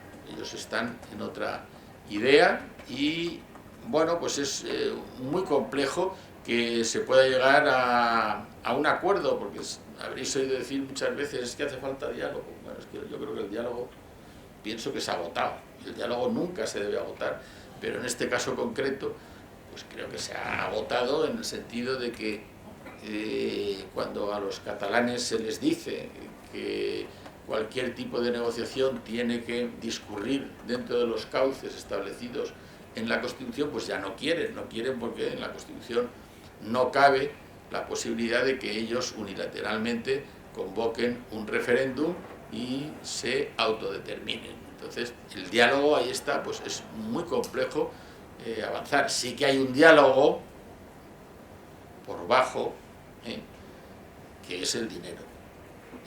Ahí sí que se está dialogando, porque al final resulta que si en Valencia se tenía que invertir para en inversiones regionalizables un 10,8%, pues se ha invertido, nos han birlado 170 millones, o nos los van a birlar en la próxima ley de presupuestos generales del Estado, y sin embargo a los catalanes, que se tenía que invertir un 18%, pues les han dado un 19, o sea, sacan tajadas. Toda la vida han sacado tajada en materia de fondos económicos, de inversiones por parte del Estado. Y esto es lo que está pasando en estos momentos. No me voy a entrar a explicaros, porque no procede y no tengo tiempo, cuáles son los pueblos que, de acuerdo con las resoluciones de la ONU, tienen derecho a la autodeterminación, porque os pondría de manifiesto de forma inmediata cómo Cataluña no lo tiene, ni siquiera a nivel internacional, a pesar del dinero, de los fondos que están dedicando a hacer una campaña por todo el mundo de desprestigio de España y de presentarse como un pueblo oprimido, porque es una de las causas que desde 1989 la ONU, como consecuencia de la desmembración del Imperio Soviético, pues estableció para que los pueblos pudieran autodeterminarse. Cuando un pueblo, los derechos están violados manifiestamente y sus ciudadanos pues están en una posición de desigualdad con respecto a otros, pues ese pueblo tiene derecho a autodeterminarse, cosa que evidentemente no ocurre en Cataluña, que ha participado en numerosos procesos electorales generales, en los locales suyos, en los autonómicos, etcétera, etcétera. Bueno, y hay una serie de medidas para reaccionar ante esta acometida de los catalanes, pues como ya se ha puesto en manifiesto, pues el artículo 155, la coercibilidad del Estado mediante la exigencia de cumplimiento de las sentencias del Tribunal Constitucional, las resoluciones del Tribunal Constitucional, etcétera, etcétera. Y bueno, como os decía antes, la financiación autonómica es el segundo gran problema, y el tercer gran problema, como consecuencia de todo esto, también y derivado tanto del secesionismo como de la crisis económica que sufrimos en 2008 y que arrastró mucho tiempo, pues también es la imagen, ¿no? La imagen, hemos visto antes alguna encuesta, la imagen que se tiene, ya pues que esto de las comunidades autónomas es muy caro, que hay duplicidad de instituciones, que hay pluralidad de cargos públicos. Pues mirar, esto no es cierto así. No es cierto, no se puede atacar tan torpemente al Estado autonómico, porque nadie dice, por ejemplo, pues nadie se mete con la administración que rezuma grasa por todas partes de la Unión Europea. Eso nadie dice nada, nos cuesta una leña. Yo soy muy europeísta también, pero creo que se podría simplificar la administración de la Unión Europea, para empezar quitando a los miles de traductores que hay, que yo me quedé impresionado cuando visité el Parlamento Europeo. El 80% de los funcionarios son traductores, porque se traduce a 40 y pico lenguas todo lo que se hace en el Parlamento Europeo. Oiga, mire, no nos gastemos tanto dinero, que se haga todo en francés o en inglés, a mí me da igual, ya me lo traduciré yo, pero hasta el maltés, que no se habla ni en Malta, pues se tiene que traducir todo lo que se hace. Pues esto me parece bárbaro. Bien, y entonces, pues eso es criticable, y luego es criticable también que en el Estado tenemos un enemigo, las comunidades autónomas, que son los altos funcionarios del Estado. No nos olvidemos de esto, porque les cuesta soltar una competencia como no os lo podéis imaginar. Para ellos es un disgusto cada vez que tienen que transferir una competencia a una comunidad autónoma. Lo ha sido durante todos estos años. Y, bueno, pues ese es un problema que tenemos. La administración del Estado no ha adelgazado en consonancia con la transferencia de competencias que se han hecho a las comunidades autónomas, en absoluto. Yo conozco muy bien el Consejo de Estado, por razón del cargo que he ostentado. El Consejo de Estado no solo no se ha reducido, sino que ha aumentado, pese a que se han creado los consejos consultivos de las comunidades autónomas. Que es lógico, no hay duplicidad. Es que lo que no puede ser es que el Consejo de Estado, que es un órgano de asesoramiento y de control, esté controlando los gobiernos de las comunidades autónomas. Es que esto no puede ser. Cada comunidad autónoma, claro, ha creado su consejo consultivo, porque no puede estar controlado por un órgano del Estado cuyos miembros son nombrados íntegramente los permanentes por el Consejo de Ministros. Y esto es así, por lo tanto, no hay duplicidad ahí y no hay despilfarro, como se dice, en absoluto. Lo que tenía que hacer es haberse reducido el Consejo de Estado y haberse reducido, pues la administración del Estado. Siempre me gusta poner con un ejemplo exagerado. Cuando llegamos a Madrid y nos vemos en el Paseo del Prado, el Ministerio de Sanidad, pues debería de poner el Ministerio de Sanidad de Ceuta y Melilla, porque las competencias en sanidad están todas transferidas a las comunidades autónomas y el Ministerio de Sanidad no se ha reducido en consonancia con las competencias que se han transferido a las comunidades autónomas. O sea, con todo esto quiero decir que esos ataques, luego hay otra cosa, que es el tema de las provincias. Pues las provincias, cada provincia que tenemos en España, que no se han desmantelado, pese a haberse constituido un consejo, un Estado autonómico, pues cada provincia tiene su diputación, con sus diputados, con sus asesores, con sus etcétera, etcétera, etcétera. Y eso nadie dice nada. Oiga, si hemos optado por un Estado autonómico, deberíamos de superar el Estado provincial, que tampoco tiene tanta tradición histórica, porque viene de 1833. En fin, yo no sé cómo voy de tiempo, pero seguro que me he pasado, ¿no, Lola? Pues tú avísame y dímelo. Pero nada, acabo ya. Bueno, como he empezado, el profesor Agudo ha acabado su conferencia y he dicho que esto ponía de manifiesto la fortaleza del Estado autonómico. A pesar de los pesares, a pesar de todos los dardos que se lanzan contra el Estado autonómico, creo que el Estado autonómico hoy es irreversible, hacer marcha atrás es imposible. Es verdad que hay movimientos, el movimiento neocentralista que pretende la devolución de competencias al Estado. También os lo digo muchas veces, es que la competencia de educación se debe devolver al Estado. Mira, esto no se puede frivolizar, no se puede, una comunidad no puede devolver, mire, le mando en un paquetito la competencia. No se puede. Entonces, que no se engañe nadie. Para que una comunidad autónoma no tenga una competencia se tiene que modificar el Estatuto de Autonomía, y el Estatuto de Autonomía se debe modificar por acuerdo entre el Estado y la comunidad autónoma. Esto no va a ocurrir hoy en día, no se va a devolver. Además, ¿por qué pensar que la educación va a estar mejor en manos del Estado que de las comunidades autónomas? ¿Por qué pensar que la sanidad se va a gestionar mejor por el Estado que por las comunidades autónomas? Nadie nos lo explica. Pero eso sí, hay que atacar al Estado autonómico de esa manera. El movimiento neocentralista, el movimiento inmovilista y el movimiento reformista, y yo me apunto al reformismo en los términos que ha planteado el profesor Agudo. Pues claro que hay que reformar. Posiblemente no sea el momento oportuno de reformar la Constitución, por lo que he dicho anteriormente, pero sí, hay que reformar, hay que mejorar y hay que establecer pues esos cauces de cooperación y de articulación del Estado con las comunidades autónomas, aunque siempre nos vamos a encontrar con el problema de Cataluña. Muchas gracias.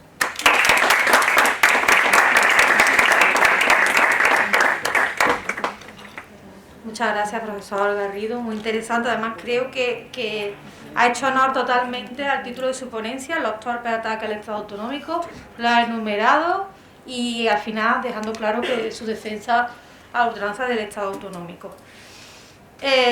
Bueno, vamos a dar paso y ya digo, si tienen alguna duda o alguna aclaración que quieran preguntarle al profesor tanto Garrido como Agudo, al final de la sesión tendrán oportunidad.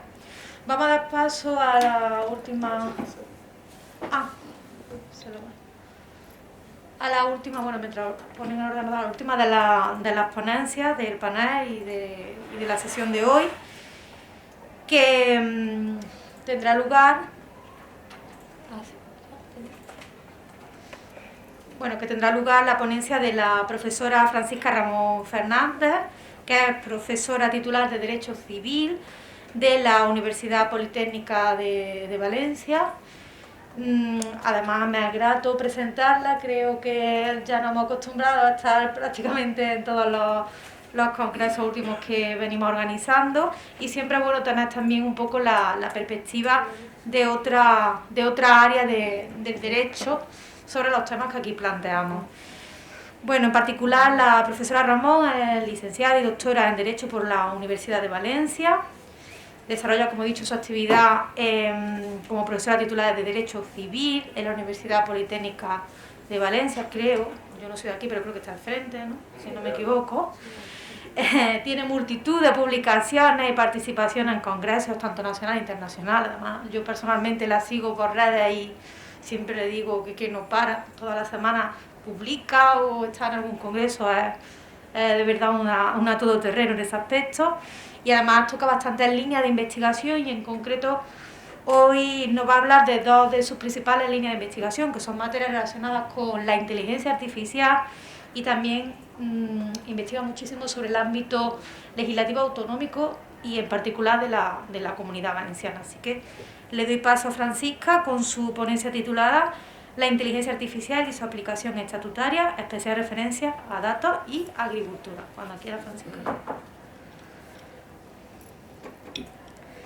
Hola, buenas tardes. Es un placer estar aquí de nuevo y dar las gracias a la profesora Montero Caro por su amable invitación, y como no al director del Congreso, que es el profesor Castellanos, por su amable invitación.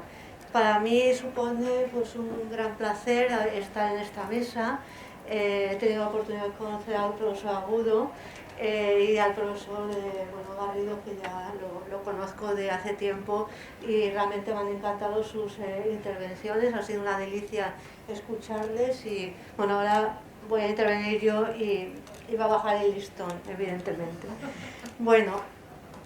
La propuesta que les planteo es un poco cómo el futuro se presenta en el ámbito de la inteligencia artificial, relacionado con el tema de protección de datos, y aplicado también a un sector que en nuestra Comunidad Valenciana tiene muchísima importancia, que es la agricultura, pero no solamente en el ámbito de la Comunidad Valenciana, sino también a nivel nacional. Pero lo vamos a centrar en estos ámbitos.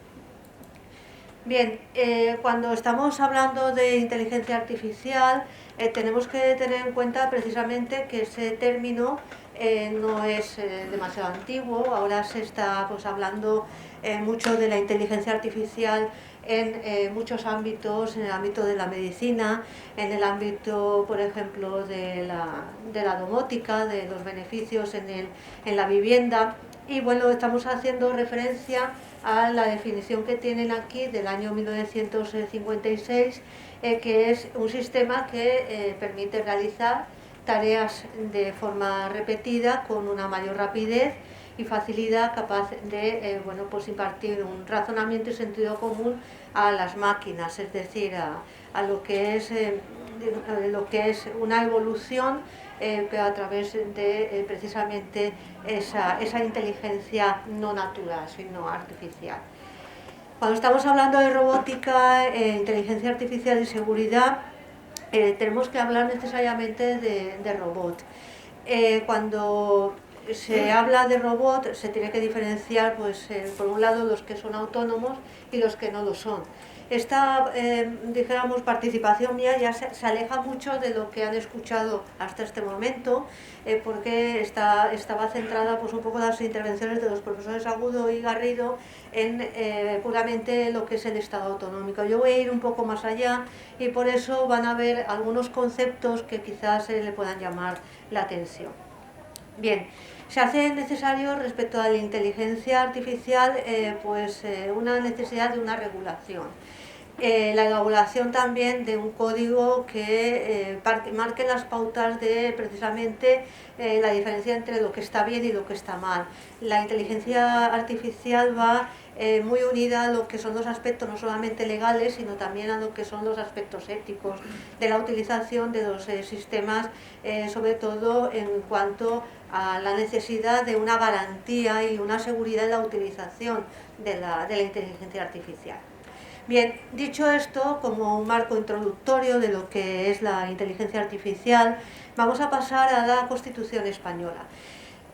Aquí me da un poco de apuro porque estoy en presencia de verdaderas autoridades en materia constitucional y también en la sala hay profesores de Derecho Constitucional. Yo soy la única civilista que se encuentra aquí y eso es un reto.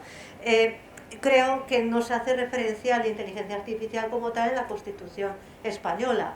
Sin embargo, sí que es verdad que el artículo 18, que siempre se invoca en el ámbito constitucional, es el que nos marca pues, un poco la limitación de la utilización de la informática para garantizar pues lo que es el derecho al honor, la intimidad personal y familiar y el pleno ejercicio de estos derechos. Hay que tener en cuenta también, sobre todo, otros artículos que se ponen en conexión, por lo que luego vamos a ver, tanto el artículo 45 como el artículo 50, y luego el artículo 130, que lo invoco precisamente porque hace mención de la necesidad de modernización y desarrollo de todos los sectores económicos, en particular de la agricultura y la ganadería, la pesca y de la artesanía. Claro, ahí en el concepto de modernización, pues realmente podríamos encontrar una vía de relación con todo lo que vamos a ver a continuación de la inteligencia artificial en el ámbito de la agricultura y sobre todo también el tema de datos. Cuando estamos hablando de datos, parece que lo identifiquemos siempre con datos personales, pero es que también están los datos no personales que pueden tener también una utilidad en ese ámbito. Y luego el artículo 148, primero párrafo séptimo, en cuanto a la asunción de competencias. Bien, pasando al Estatuto de Autonomía de la Comunidad Valenciana, pues saben que está regulado por la ley orgánica que fue modificada en el año 2006 y en este texto autonómico, en esta ley orgánica, hay varios preceptos que nos interesa destacar. El artículo 18 es el que dota de reconocimiento al sector de la agricultura. Aquí lo traigo a colación no porque haga referencia a nada relacionado con la inteligencia artificial, sino al reconocimiento de este sector que tiene para nuestra comunidad valenciana y sobre todo este precepto supuso una puesta en valor de este sector. Y luego el ámbito precisamente de las competencias en función de lo que dice la Constitución española. Quizás está un poco demasiado pequeña la letra, pero lo que indica es que la Generalitat tiene competencia exclusiva sin perjuicio de lo indicado en el artículo 149 de la Constitución sobre agricultura. Y luego dice régimen de las nuevas tecnologías, dice relacionadas con la sociedad de la información y del conocimiento. Bien, siguiendo con precisamente todo lo que son las propuestas que se han ido poniendo en valor y se han ido realizando, voy a mencionar algunas de ellas sobre lo que es las propuestas sobre sistemas inteligentes. Aquí traigo la resolución sobre el apoyo a la estrategia de especialización inteligente para la investigación e innovación de la Comunidad Valenciana, que fue aprobada por el Pleno de las Cortes en el año 2014. hace referencia sobre todo a lo que es el apoyo a las estrategias que contribuyan a la transformación del modelo productivo desde la búsqueda y la innovación. Entonces hace mención también de esa estrategia de especialización para en lo que es el desarrollo económico de la Comunitat Valenciana. Otra resolución que fue aprobada en el año 2016 hace referencia, dice, creación de un sistema valenciano de inteligencia de mercado de ámbito internacional y de acceso gratuito para las empresas valencianas que quieran asumir el reto de la internacionalización, poniendo a la disposición de los usuarios estudios de mercado, información de inteligencia competitiva y otros tipos de informes comerciales que ayuden a la toma de decisiones de las empresas en ese proceso de ir más allá del ámbito nacional. Y por último, en el año 2018 se hace referencia a la resolución sobre el impulso de programas de inteligencia turística, innovadores y de base tecnológica, en la cual, por lo que me interesa, para ampliarlo a lo que es el ámbito de la agricultura, hace mención a la necesidad de potenciar lo que es el turismo rural inteligente. Entonces, no lo tenemos que ubicar todo lo que es la relación con la agricultura con lo que es, dijéramos, el cultivo sí, sino la agricultura en un sentido un poco más amplio, como hace mención esta resolución. Bien, otro de los aspectos que también me interesa destacar es la estrategia de inteligencia artificial de la Comunitat Valenciana. Aquí, bueno, pues tiene la dirección que hace referencia a este documento y en este sentido hace mención a la aplicación de la inteligencia artificial. Entonces nos indica, dice, la inteligencia artificial es una tecnología estratégica que está produciendo cambios en todos los sectores. Por ello es necesario que nos preguntemos cómo va a cambiar cada sector y qué disrupciones provocará. En este escenario es necesario pues, preparar a la sociedad para lo que va a venir en un futuro. Dice, existen ya señales muy claras sobre disrupciones producidas por la inteligencia artificial en múltiples sectores muy relevantes para los valencianos y valencianas. Y aquí, fíjense que hace referencia a agricultura, algoritmos que analizan datos agrícolas y medioambientales y aprenden de ellos. Entonces, estas herramientas en el ámbito de la agricultura pueden ser importantes para la toma de decisiones y generar respuestas en torno a lo que es el control de plagas en la agricultura, lo que es la agricultura de precisión, lo que es la viabilidad de las cosechas, la metodología para optimizar los cultivos, así como la preservación del medio natural. Es decir, ya tenemos un documento en el que nos pone el punto de atención de la inteligencia artificial en el ámbito agrario. Bien, podemos plantear esta pregunta, la podemos formular, es decir, ¿hay una legislación española sobre inteligencia artificial puramente? Bueno, pues la respuesta sería un no absoluto, pero vemos como alguna legislación sí que va a hacer referencia precisamente a lo que es inteligencia artificial en el sentido de la utilización de algoritmos. Tenemos una ley muy reciente, que es la Ley 7/2021 de 20 de mayo de Cambio Climático y Transición Energética, es una ley nacional, que en el artículo 6 hace referencia a la digitalización para la descarbonización de la economía. Entonces hace mención en este precepto, dice, emplear el potencial de nuevas tecnologías como la inteligencia artificial para transitar hacia una economía verde, incluyéndose, entre otros aspectos, el diseño de algoritmos energéticamente eficientes por diseño. Bien, tenemos que tener en cuenta también otro aspecto que es el Plan España Digital 2025, en el cual centra sus objetivos en una transformación de ámbito digital del país y que esos ejes estratégicos se constan de varias medidas en torno a distintos ejes. Entonces, uno de ellos, como tienen aquí, no se ve mucho, lo he puesto un poco pequeño, es el sector agroalimentario, de tal manera que tenemos que tener en cuenta que una de las medidas y uno de los ejes es precisamente los aplicables a ese sector. Luego tenemos que necesariamente hacer mención de lo que es la Carta de Derechos Digitales, en el que se hace mención en el punto 25 de derechos ante la inteligencia artificial.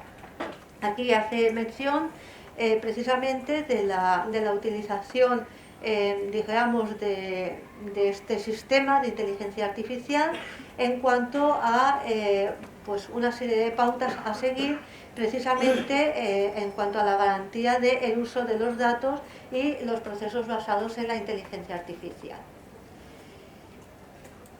Por otro lado, la resolución del Parlamento Europeo de hace, bueno, pues escasamente, bueno, dentro de los días de un año, hace mención de 2020 recomendaciones destinadas a la Comisión sobre un régimen de responsabilidad civil en materia de inteligencia artificial. Por otro lado, también debemos de poner en juego lo que es una resolución de ese mismo año sobre el marco de aspectos éticos de la inteligencia artificial, la robótica y las tecnologías conexas, en las cuales hace referencia pues, a una serie de principios de protección de los consumidores, seguridad, transparencia, sostenibilidad, gobernabilidad, etc. En otro sentido, las propuestas, sobre todo del futuro reglamento para regular el uso de la inteligencia artificial, nos hace mención precisamente de lo que es los sistemas de identificación, lo que es la prohibición de sistemas de inteligencia artificial que puedan crear situaciones, digamos, de mal uso, la vigilancia indiscriminada, etc. ¿Cómo esto lo podemos aplicar en el ámbito de la agricultura?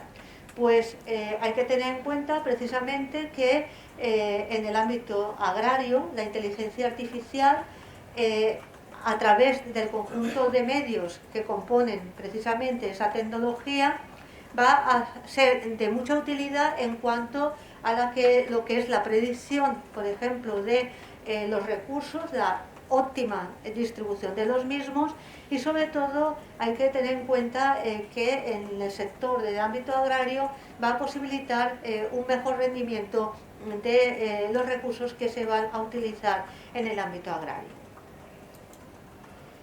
Bien, existe lo que es el proyecto de ley de gobernanza del dato y luego ya más recientemente la resolución de 25 de marzo del año 2021 sobre una estrategia europea de datos, la Brújula Digital de Europa 2030, que es la vía europea para la década digital y que se basa en la estrategia de la Comisión de febrero del año 2020.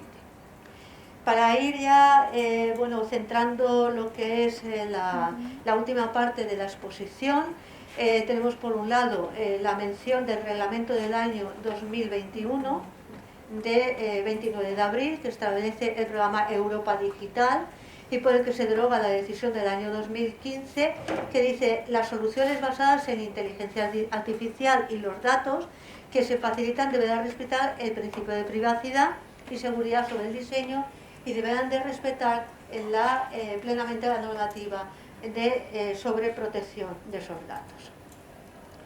Respecto de la legislación de protección de datos, ya conoce la legislación principal, que es el Reglamento Europeo del año 2016 y la Ley Orgánica Española del año 2018. Pero vamos a ver cómo en el ámbito de la agricultura los datos tienen mucho que decir y no estamos refiriéndonos a datos de tipo personal, sino datos no personales. En cuanto a la agricultura y los datos, tenemos que tener en cuenta el Código de Conducta de la Unión Europea sobre el intercambio de datos agrarios por acuerdos contractuales, por acuerdo contractual. Entonces aquí se hace mención también al acceso a los datos, el control y la portabilidad, la protección de datos y transparencia, la responsabilidad de derechos de propiedad intelectual y la atribución de los derechos subyacentes para derivar datos, también designada como propiedad de los datos en el ámbito de la agricultura. ¿Cómo podemos ver esa aplicación de la inteligencia artificial en la agricultura? Por un lado tenemos la inteligencia artificial en la robótica, pero también tenemos la cadena de bloques. No sé si les suenan a ustedes lo de blockchain. Blockchain es la cadena digamos, la cadena que se establece para evitar que haya una alteración de los datos, y a lo mejor le suena más lo de la criptomoneda y lo de minar bitcoins. Eso les suena más, ¿no? Bueno, pues blockchain es un sistema precisamente que está basado en la cadena de bloques, es decir, en la seguridad de cada uno de los bloques de esa información. Luego también piensen, por ejemplo, en el caso de los drones. Los drones sirven para el control y para la supervisión y para la toma de imágenes. Los drones hemos visto que se utilizan en muchos ámbitos. Hay que tener en cuenta que en el ámbito de la agricultura también se utilizan los drones, y se utilizan de muchas formas. Entonces hay que tener en cuenta que estamos ante una agricultura de alto rendimiento, una agricultura que se denomina de precisión. Entonces se trata de potenciar el cultivo lo más optimizado posible a través de la utilización de la inteligencia artificial. Pero ahí tenemos que tener en cuenta que van a intervenir los datos, es decir, datos del cultivo, datos de las parcelas, datos de qué tipo de producto se aplica a ese cultivo, y todo pasa porque el sector agrícola se moderniza y se informatiza. Entonces hay que tener en cuenta que se va a adaptar las herramientas de cultivo, sobre todo a través de la inteligencia artificial, para poder controlar y evitar cualquier tipo de desperdicio. ¿Esto qué supone? Supone una ventaja para el agricultor, que puede ver cómo la inteligencia artificial le va a facilitar el rendimiento de su cosecha, sirviéndose de las nuevas tecnologías, pero también se va a servir de métodos matemáticos y de algoritmos para ver el comportamiento, la previsión de si va a haber una lluvia, si va a haber un estado de sequía de la cosecha, si va a necesitar más abono el campo, etc. Pero tenemos que tener en cuenta que todo eso funciona a base de datos no personales. Esos datos puede el agricultor formar parte de una cooperativa, y entonces se trata de esos datos, cómo se puede hacer ese tratamiento sin infringir la normativa de protección de datos no personales. Entonces hay una comunicación de la Comisión al Parlamento Europeo, al Consejo, sobre un mercado único digital conectado para todos. Indica, por ejemplo, datos no personales en relación con el ámbito agrario. Entonces estamos hablando de registros fiscales, de facturas, de documentos contables, de justificamiento del registro de la empresa, datos sobre agricultura de precisión, sobre el uso de plaguicidas, nutrientes, también de consumo de agua, de la información que nos pueden dar los sensores que se encuentran dentro del campo, todas las condiciones de temperatura, de condiciones del viento, de la utilización, e incluso en el caso de que se utilicen robots, pues también información sobre esos robots. El libro blanco sobre la inteligencia artificial, un enfoque europeo orientado a la excelencia y la confianza, señala precisamente los avances en inteligencia artificial, las sucesivas modificaciones que pueden darse, y también ese libro blanco indica algo que es muy importante: se aumentará la eficiencia de la agricultura con una mitigación del cambio climático. Es decir, ¿a dónde vamos a llegar? Pues precisamente a que la utilización de la inteligencia artificial en el ámbito de agricultura será positivo para evitar los efectos negativos del cambio climático, a través de una eficiencia del sistema de producción, a través de un mantenimiento productivo. Estamos hablando de una predicción de futuro del comportamiento precisamente del campo. Bien, ya por último, para ir acabando ya, existe lo que se ha denominado estrategia de digitalización del sector agroalimentario y forestal y de medio natural del Ministerio de Agricultura, Pesca y Alimentación. Aquí se definen lo que son las líneas y medidas para la transformación digital de los sectores implicados. Entonces, uno de los objetivos, como indica el documento, es buscar la eliminación o reducción de las barreras técnicas, legislativas, etcétera, para que pues el ámbito agrario, el ámbito de la agricultura, sea un campo atractivo, sobre todo para las futuras generaciones. El primer plan de acción 2019-2020, estrategia de digitalización del sector agroalimentario y forestal y del medio rural, recoge las actuaciones para desarrollar durante el periodo de tiempo hasta el año 2020 para implementar esa estrategia de digitalización. Bien, y aquí llegamos un poco al punto de partida, pero con una pregunta totalmente abierta, que ¿es necesario la modificación del Estatuto de Autonomía? ¿O sería necesario, yo ya no me atrevo a formular mucho la pregunta, un nuevo Estatuto de Autonomía? Porque realmente todo lo que hemos visto, el Estatuto de Autonomía no lo recoge. No recoge la evolución tecnológica a pesar de la modificación en el año 2006. Se produce una obsolescencia programada del estatuto, es decir, hay que actualizar el estatuto, modernizarlo. Las nuevas tecnologías deberían de ser incorporadas de forma específicamente y directa en el estatuto. Cuando me refiero a las nuevas tecnologías es la referencia a inteligencia artificial y protección de datos en el propio Estatuto de Autonomía. Se plantea si el modelo actual del Estatuto de Autonomía da respuesta a estas cuestiones y sería mejor una modificación o ya directamente la elaboración de un nuevo texto. Bueno, como conclusiones, consideramos, después del análisis que hemos realizado, que la inteligencia artificial necesita contemplarse en el ámbito estatutario. Entonces la disquisición es modificarlo en ese sentido, o bien sería necesario un nuevo texto, teniendo en cuenta que a lo mejor había que realizar más modificaciones. Hay numerosas normas europeas, como han visto, que tratan la inteligencia artificial, pero son muy escasas en el ámbito nacional. Hemos visto la Ley de Cambio Climático. Los datos y los algoritmos no pasan de largo en el ámbito de la agricultura, tienen mucha aplicación. Quizás estamos acostumbrados a hablar de datos y de algoritmos en las redes sociales, en otros ámbitos que no es la agricultura. La agricultura también tiene en un futuro esa aplicabilidad con el ámbito de la inteligencia artificial. En un futuro lo que hay que hacer es plantearse esa inteligencia artificial unido al sistema jurídico que tenemos y legislar en un sentido convergente con esa inteligencia artificial, sobre todo en los principales aspectos que se nos va a aplicar. En este caso, como hemos visto, también en la agricultura. Simplemente darles las gracias por escucharme a estas horas ya de la tarde y gracias por la invitación y por su atención.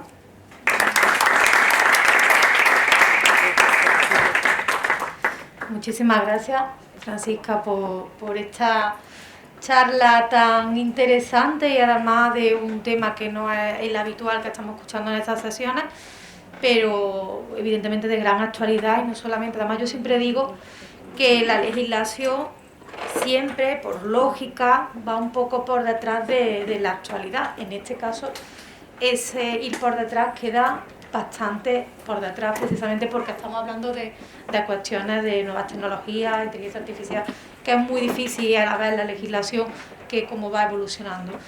Y bueno, sé que ya están recogidos, tienen un poco de prisa, pero si tienen alguna pregunta o alguna sugerencia para alguno de los tres ponentes que me acompañan, tú puedes decir lo que quieras. Sin ganas de que estés más rato, mira. Yo solamente era volver a dar las gracias a los organizadores por haber tenido la suerte de compartir esta mesa e incidir en la suerte que habéis tenido de escuchar la charla del profesor Garrido, porque creo que ha sido capaz de sintetizar en media hora nuestro modelo, nuestra historia constitucional en relación al territorio español y su manera de organizarse políticamente, y quizá simplemente que no sé si al final algún comentario en relación que hay determinados asuntos o problemas, no sé si calificar, pero asuntos que quizás no se puedan solucionar, pero sí tenemos que tener la capacidad de saber cómo convivir con ellos y hacer que la convivencia realmente sea pacífica. Y no sé si alguna de las cuestiones que has dicho dentro del tema de Cataluña ahora mismo está en las posibilidades de una solución, o más bien la de saber cómo gestionar la convivencia entre todos, sabiendo que está ahí. Y después, en relación a la conferencia de la profesora Ramón, me ha encantado y me ha parecido muy, muy interesante, y sobre todo hay una cuestión del final, es que legislar, y tiene mucho que ver con lo que ha dicho la profesora, en mi opinión, legislar sobre algo que está en una permanente evolución, resulta para los que nos dedicamos al derecho, algo complejísimo. Vuelvo, los que nos dedicamos a la parte de derecho constitucional, creo que al final nos tenemos que ir a los grandes valores y a los grandes derechos. O sea que al final, cuando estamos hablando de la regulación, ¿qué se puede indicar en una constitución en relación a la inteligencia artificial? Muchísimas cosas, pero todo se va a acabar circunscribiendo a la protección, al concepto de dignidad de la persona, lo que tenga que ver con las personas más concretamente, la protección de la intimidad, la libertad en general, porque el desarrollo tecnológico va a una velocidad que va a ser muy ágil y al principio de igualdad, que creo que debe de estar permanentemente presente cuando hablamos de inteligencia artificial. Antes la profesora Aba lo vino a decir cuando hablaba de la brecha tecnológica y demás. El tema de inteligencia artificial, más aplicada como en este caso, yo creo que es muy importante tener siempre presente también el principio de igualdad. Muchas gracias. Pues si no tenéis ninguna pregunta, nada más, pues damos por concluida la sesión de hoy del Congreso. Muchas gracias.